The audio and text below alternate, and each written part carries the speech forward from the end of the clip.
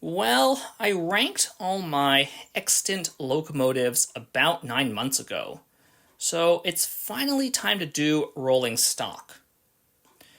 As with the engines, I'll only look at existing models, and I'll go from oldest to newest by original design date.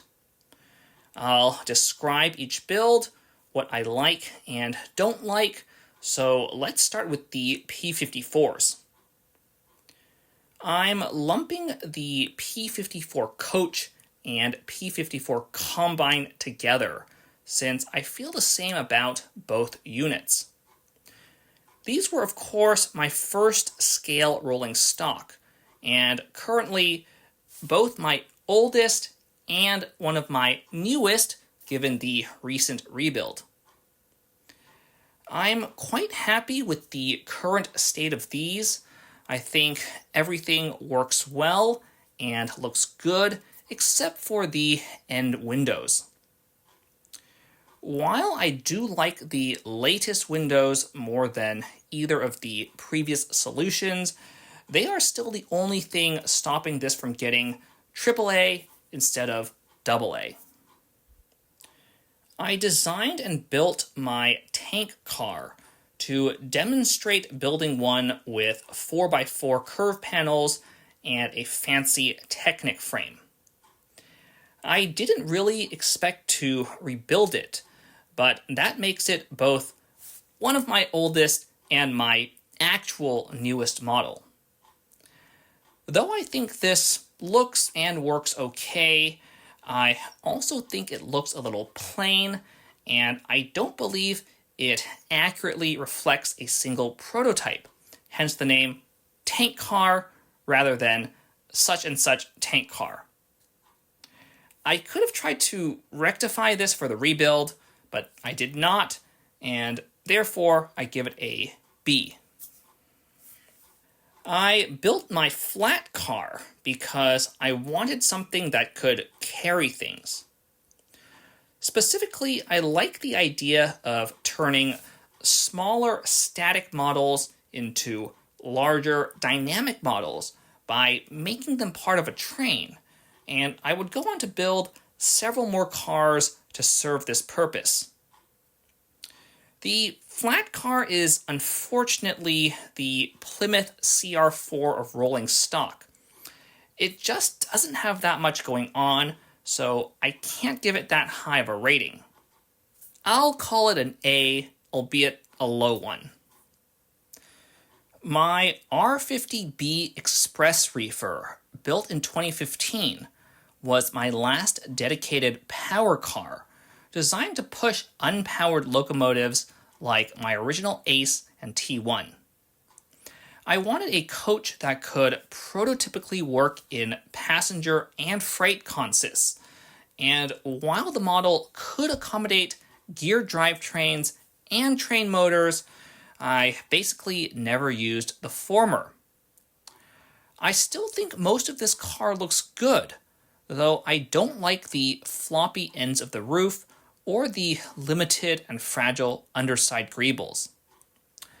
Nonetheless, I would give this car a solid A, absolutely average on this board.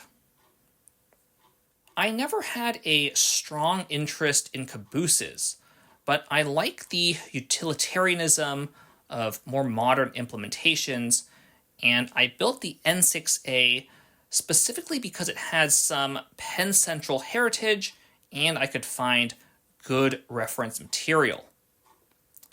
I think the brick weathering on this implementation works pretty well, but I don't like the current cone and claw solution for all the railing.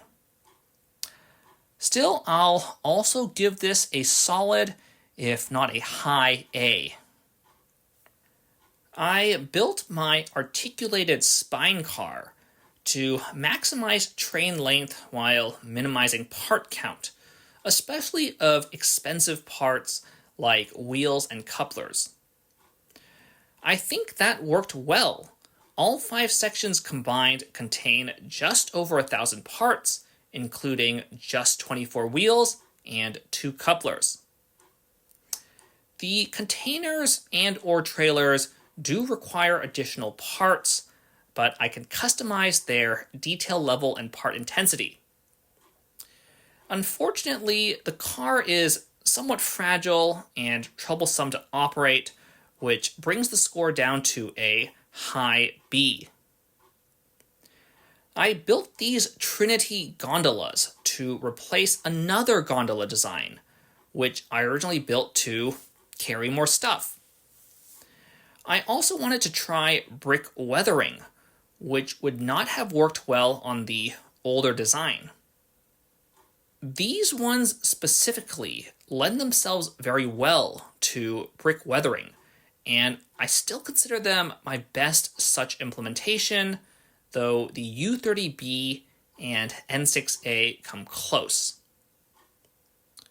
I would change almost nothing on these cars right now, and therefore they get my first AAA score. Now we are in the COVID era.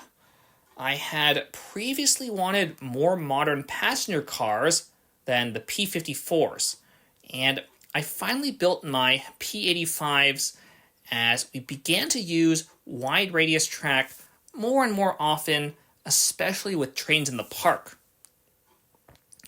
Unfortunately, optimizing for part economy and having an interior hurt the aesthetics a bit.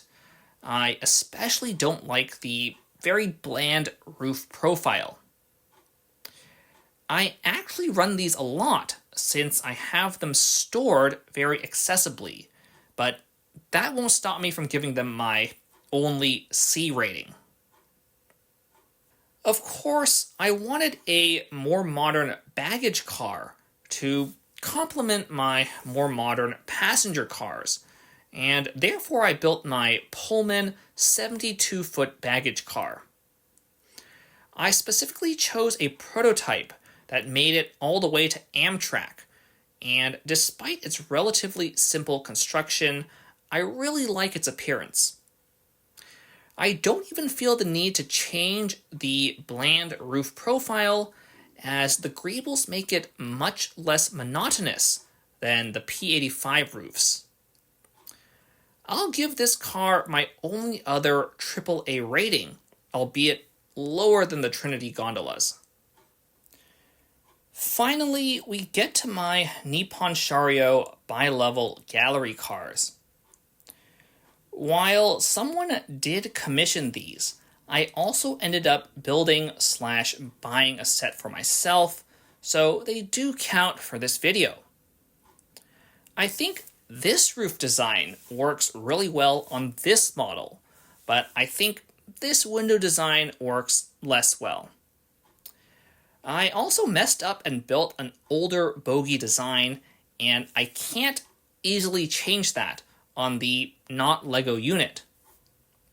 While I would like to run this more, we have not had many big train-friendly bay lug displays as of late.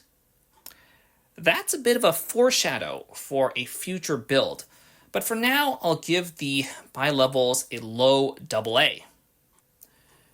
That's the last real rolling stock, but I actually have 3 more existing cars: a scale dynamometer, a POV camera car, and a force sensor dynamometer.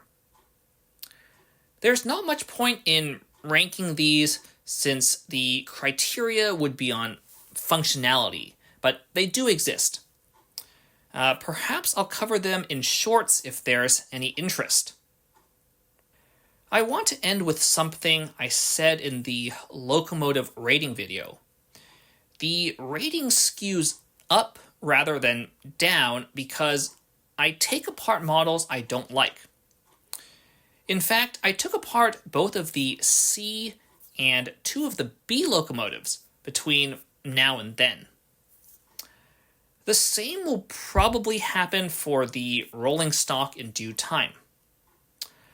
On that note, this is the end of the video. Please consider subscribing if you like what we do, and have a nice day.